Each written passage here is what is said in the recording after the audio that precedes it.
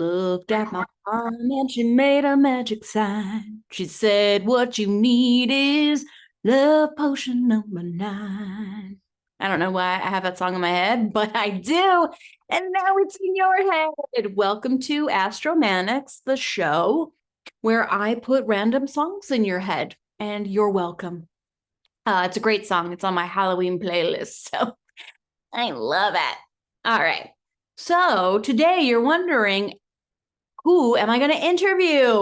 Well, I'm not interviewing everyone. Honestly, the wells run dry a little bit there. Only so many people want to talk about sex to the public. Do you know what I mean? Weird. I don't know why anybody would have a hard time talking about this. So instead, let's look at Gene Wilder's chart. Who is Gene Wilder? I know you did not just fucking ask me that. You did not just ask me who Gene Wilder is. Oh my God. Oh my God. I don't have it pulled up. Okay. Let's show you who Gene Wilder is. The genius that is Mr. Wilder. Voila. Here's his pictures here. Young Frankenstein is what I think of him as, like during Halloween time. And Willy Wonka and the Chocolate Factory. That is this dude. That guy is a genius. He's a comedic friggin' genius. And I love him. I adore him. He is interesting in that there is a sexiness to him. Like there is, and I thought, ooh, maybe I should look at his chart. And I wondered if he had like a chart with a time of birth, because oftentimes people who are born in the 1930s, like Mr. Gentleman here was, don't have the exact time of birth, right? It's like they didn't know astrologers are going to be clamoring for this information later. But yeah, you guys want to talk about Gene Wilder? I mean, I know I do. I love the guy. Like Willy Wonka and the Chocolate Factory, I think was the first time I like saw him, and I bet we could find some like memes and stuff too. You guys want to see some memes? Not that one. That's just my launch Zoom. Let's see. Willy Wonka memes. I know it's like they have so many of them because they're really fun. Like this one where he's got his hand and he's like thinking, right? So tell me again how Wikipedia is complete. Yeah, right, right. So he has like all kinds of stuff and you can use him for anything, right? Like he's hilarious.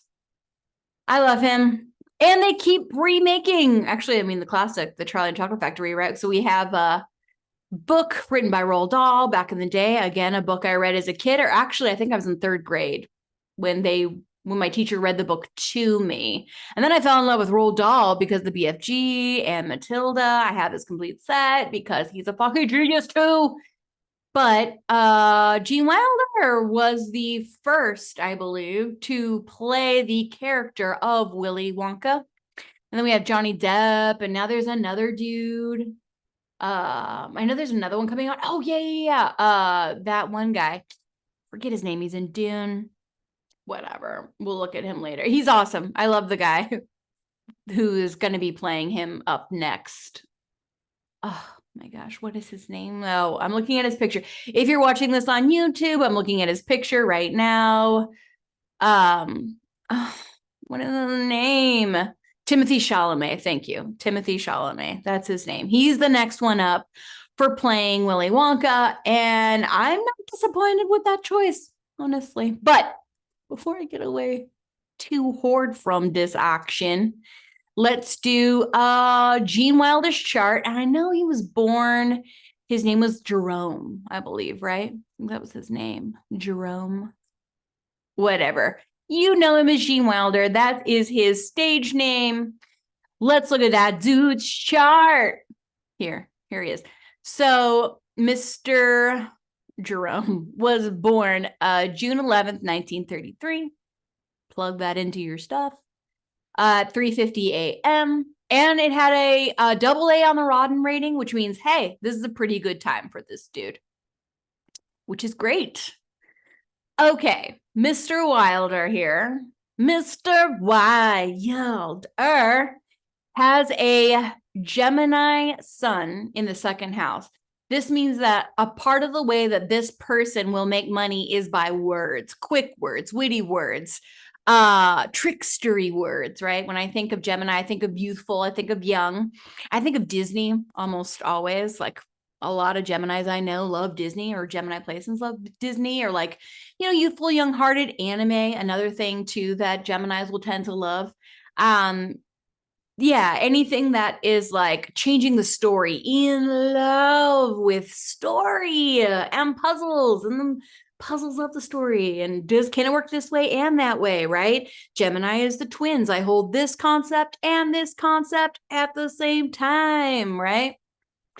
Oh, and he's got Black Moon Lilith right next to it, 14 degrees retrograde. He has Black Moon Lilith conjunct his sun, 19 degrees of Gemini. So an outcast. So this means that he is going to appeal to the outcast, and also a part of his awareness, the way that we will see him when we are watching him, will have something to do with Black Moon Lilith, which is a bit of the outcast, which I'm going to say he kind of is. I mean, young Frankenstein, right? He's talking about a Schwanstucker, right? Something that would be kind of sexy, right? Because Black Moon Lilith can denote a little bit of sexiness. He would have liked in a mistress sexually, a type of person that would have sexually turned him on, that had a like feminine energy about them, would be a woman who is also witty, quick-witted, right? A woman who is also maybe an outcast, right? An outcast for her wit, right? Something like that, maybe. Like what he wants in a mistress is somebody who can match his wit. Not me, obviously. God, my words are just everywhere today. So if we put in here too, this is kind of fun. So like, let's say you were like, oh my God, how do I find out? You have some random person's chart. It's not Gene. Let's say this is not Gene Wilder's chart. And you wanted to know what a person might be like. And you want to know how to like look this up, right? So I have Sun in Gemini, second house. So let's show Googling this. Sun in oh, look, it's already there. It's there because I thought, oh, I should show people this because I had looked it up. But Sun in Gemini in the second house individual are many-minded, many-sided, quick in thought and action, clever with words, skillful at handling others, and brimming with new ideas. I mean, that sounds a lot like Gene Wilder, right? Like I said, just that quick wit, things like that. But yeah, it's an easy resource for him, right? I think that's really interesting. We have a Venus and a Mercury conjunct. Venus at 3 degrees Cancer, third house, is attracted to women. The third house, it does represent communication, and Mercury is here, right? So communicates well, attractively. People want to listen to him. Cancer is kind of warm-hearted too. It can be warm-hearted. But there's a nurturing quality to it, a mothering, a nursing quality to it. Cancer placements too, I've noticed in people, there definitely tends to be a psychic vibe. I know, like I hear about like Scorpio and Pisces having that psychic vibe, but I'm gonna say Cancers like tend to be like the people who are like all standing there. Like I'll see a lot of psychics with it that have it like up in the upper half of like up here, right? 7th through 12th. If you have Cancer up here in the 7th through 12th, then something about you, you will then have a sort of more psychic connection to the broader audience. He would have an extreme psychic connection maybe to his siblings. I don't know if he had any siblings, but if he did, he would definitely experience he'd definitely experience favorable thoughts about them, and they would experience favorable, maybe extreme though. Pluto makes a bit of a crisis wherever it is. So it may not have been devoid of crisis, but Venus and Mercury here, those definitely ensure that he would have had easy communication with his siblings, right? With his short community circle, right? Within the community that he was in. which I think is very interesting. So Venus in Cancer attracts kind of in the way that a mother would attract. It's the best way that I can like think of that. Like mom's attracting. He's a MILF. Just kidding. Maybe he would be. But yeah, his communication style would be seen as you would want him to talk to you, right? Which I think is kind of interesting. And Pluto extremifies the planets that it's around. So this would be extreme communication that is attractive, like an extremely attractive nurse. That's like what's coming to my mind. Oh my God, I'm faltering. But yeah, the third house also is the house of like sort of goddess worship, right? Asteroids. I think Dimitri George talks about the third house as being the house of the goddess. And then Cancer is ruled by the moon, a very, very sort of feminine, in touch with femininity, right? Would be Mr. Wilder here. So I think that is also very interesting, right? Would be attracted to women, is what I would say too here. But really attractive and attracted to nurturing, witty people. Very attracted to witty mercurial people because he has a Mars in Virgo, so do I.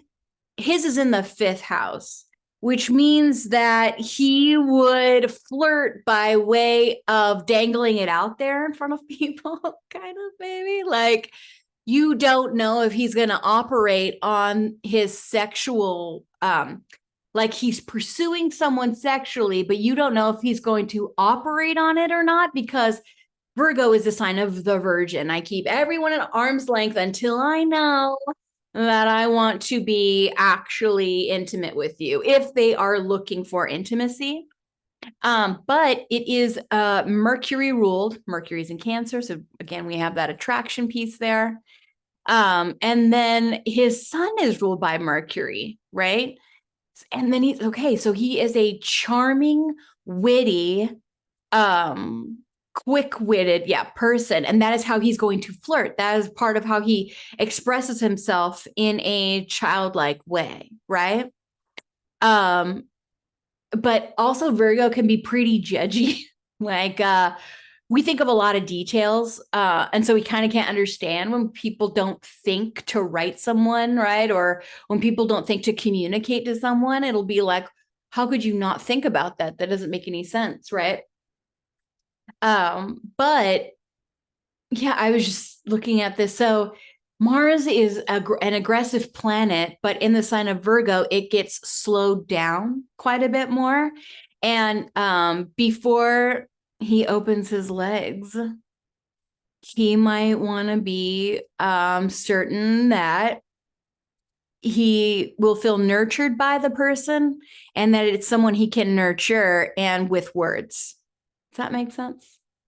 Which I think is interesting. He has Jupiter in Virgo. I do too. So Jupiter in Virgo, this means that he would have had a really hard time with accepting sort of all religions or beliefs, right? Or caring about them so much or he would have cared about them anyway. Jupiter is our beliefs.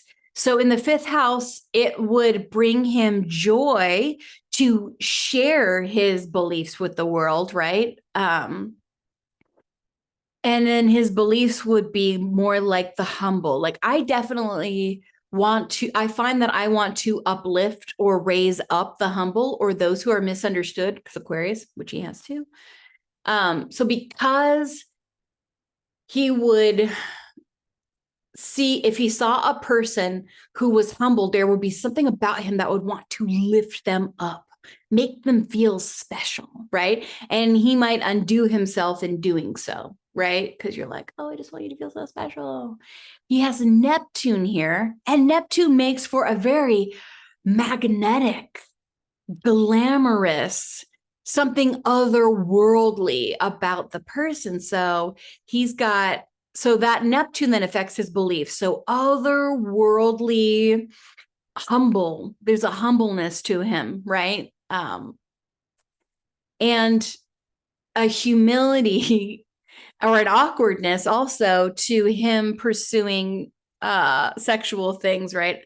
Imagine somebody who's not smooth with the ladies, but is smooth. Now he would be smooth because that Neptune kind of ensures a little bit of smoothness, but he may have been not as aware of his smoothness, maybe.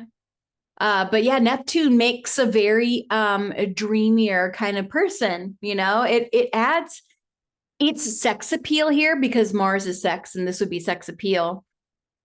His sex appeal would be somehow. When I think of Virgo, I think of like engineers, right? I think of sort of nerdier people, because I have so much Virgo too. People who love the details of things, who want to refine and purify things. So he would have been unable to purify his beliefs in a way, but they would still come through. Anyway, just like a thought. So a way that he would flirt, how you would know that Gene Wilder is flirting with you is one, witty banter and words, right? Two, maybe he is sharing his beliefs with you in some way, right? He is taking action on his beliefs. Jupiter is the planet of wealth, but Mars kind of severs. I don't know that he would take you out someplace super hoity-toity. I don't know that he would want to impress you at a restaurant. I mean, okay. He does have a 7th house. His 7th house is Scorpio, which does mean that he would want to have a little bit of control, whoever it is that he is married to or in a committed relationship with. He would definitely maybe be the sort to maybe keep tabs if he thought you were cheating on him or something like that, right? Because Scorpio is a bit of control, right? It's also the planet of death too. I know that he was married to Gilda Radner, and she was a comedian, right?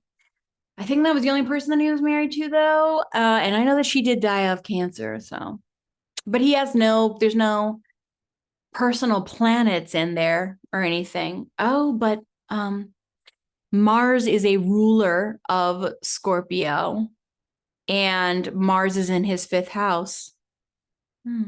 So maybe somebody that he liked to flirt with passing. I don't know. Just kind of the thoughts that you start seeing things and you think, how could that be connected when I do know something? But anyway, God, stop getting me off track, you guys. Sheesh. We have a moon in Aquarius. He is weird. He is weird, which is also what I love about him. Oh, shit. Okay. So I have a 2-degree sun in the 11th house of Aquarius, right? So people see me as weird. Oh, no. As a rebel. Oh, gee. Whatever. I like it. I like being a weird rebel. Okay. Whatever. Then people have to self-select in to be around me. And I'm like, I'm kind of down for that. I could fit anywhere, but I kind of like being me and not having to be, I don't know. I'm authentic as fuck. Gene, so are you. So Gene has a moon at 4 degrees of Aquarius. That's 2 away from mine. Oh man, it makes me want to talk to him now, right? Because I'd be like, oh shit, I would want to ask him so many things. But I wonder if this is part of the reason why I find him interesting, right? Because of that Aquarius moon. That means that he would have been very, very logical with his emotions, right? He's got the voice of an angel, right? The Venus, Mercury. He's got the voice of a nurturer, somebody who cares. But then his intellect or his emotional world, right, is reserved because Saturn's here. So he has a Saturn 16 degrees retrograde. in Aquarius. Saturn is at home here. Saturn is also at home in that 10th house here. Saturn is set up here for him. And Saturn is influencing his inner world. This means that he definitely would make decisions that were very logical, right, for him to make for his career. It is in his 10th house. It means that the way that he would come across then in his career would be awkward, quirky, unconventional, but structured. I don't know, or has a heritage in some way, right? Because Saturn is about lineage and heritage. It's also about delays. So I wonder if he experienced, like maybe he didn't get to know his emotional self till later in life, right? Or know what he really wanted later in life. I kind of wonder now. I don't know. But yeah, Moon here, it does mean that he would have had to have grown up pretty quickly, right? Because Moon and Aquarius children tend to have to not feel their feelings so much as figure out what the adults around them are doing so that they can figure out, is this me? Is this you? Right? So there's a detachment because maybe wherever it is that they're around is a little bit chaotic. And so you feel like you have to detach so that you're not as affected, if that makes sense. So yeah, he would have had sort of a detached, he might have been the kind of person who swam away because he's got an 11th house Pisces with a North Node. This means a part of his karma, part of his life was to be a part of fantasy, right? To be artistic, right? Yeah, to a Neptune, a ruler, Neptune and Jupiter, right? Both those co-rulers are in his 5th house. So, in a very detailed way, be very magnetic and make people feel like they're connected to you, right? Like he's everybody and you get him, but because like he can connect everyone, but he also is very logical and scientific, right? Because that Aquarius there, and quirky, right? Interesting, Mr. Wilder. He has a 1 degree North Node Pisces. I have a Venus in Pisces, so, and I have an Aquarius Sun 11th house, so like that's why part of the reason why it's like he's attractive but not, like a I don't know, an interesting sort of bottom tier attraction, if you will. It's not like I look at him, like if I were to see his picture, I wouldn't be like, oh, maybe not though. There were some of those pictures. Did you see some of these pictures, right? Like if I look at somebody like this picture here, if you're on YouTube, okay, Google Gene Wilder, click on images and pictures of him will show up. There's ones where he is looking right at the camera that I'm like, like IMDb, right? That picture is pretty good. Something about that picture is pretty like, oh damn, okay, But I really think the reason why I personally would find him like sexy is that Neptune. Is that Neptune, Jupiter, Mars, right? Gives me a bit of a magnetic attraction, and he would flirt in a way that would be comfortable for me, like kind of day to day. And then my son would inform his moon and we would have endless conversations. I know this because Mary, my bestie, has a moon at 2 degrees, right? Conjunct my sun at 2 degrees. And our conversation is endless, right? No end. Well, he would have been at home in roles, mature roles. Saturn, Aquarius. Anyway, but yes, when I think of his character in Willy Wonka and I think of him wanting how unconventional he was there, how quirky he was there, how I don't give a fuck about anybody else or like what you think here, except for what really mattered, which was like the children, right? The character cared about the children and their character, right? Yeah, something about that, right? their maturity level, right? Because Saturn is also about maturity. Anyway, just like super interesting. Oh, okay. So he's got an Eros in the 9th house of Capricorn. This does mean that Capricorns might have turned him on. Eros is like, oh shit, I find that irresistible. So a person who has goals, right? Oh, I've got this goal, this big goal, this mountain I want to climb to achieve this goal. He would have been like, tell me more, right? Like he would have liked achievers, maybe even overachievers, right? Capricorn can really overachieve. He definitely would have been very attracted to those who work as hard as they party, but hard workers. He would have been very attracted to that. Really interesting. That's kind of fun. So, and then 9th house is maybe big goals around traveling, right? I'd like to travel. He would definitely talk to someone who wanted to travel the world or who had a goal maybe of visiting so many countries before they died, right? Like Gene would have been probably more like, ooh, tell me more, why? Like that's interesting. Philosophical people too, altruistic people, because Capricorn can be very altruistic as well.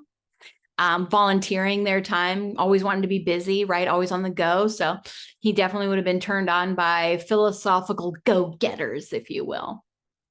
And yeah, people who are nurturing and caring, right? Sensitive people. He would have been attracted to people who were intuitive, very intuitive.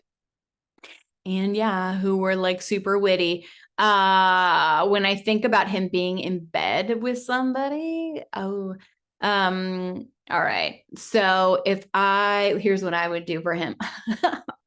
All right. For him, I think it would be really interesting to, roll with me on this.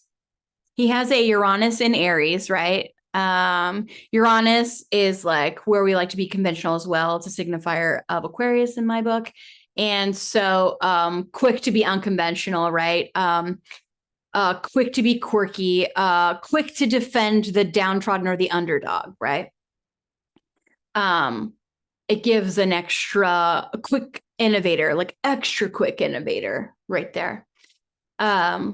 Anyway, it's in the 12th house. It's like right above his ascendant. His ascendant is 24 degrees Taurus. This would make him very sensual and a little bit slower than, say, a Gemini is. This would have given him definitely like a sensuality. Okay.